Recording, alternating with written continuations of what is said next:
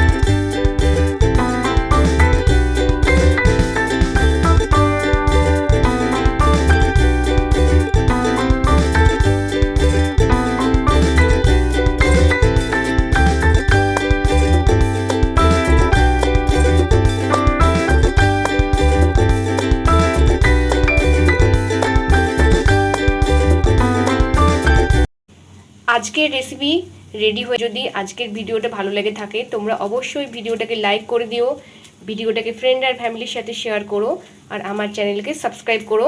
তাহলে তোমাদের সকলের সাথে দেখা হচ্ছে আবারও কোনো নেক্সট ভিডিওতে। তাহলে আজকের জন্য বাই।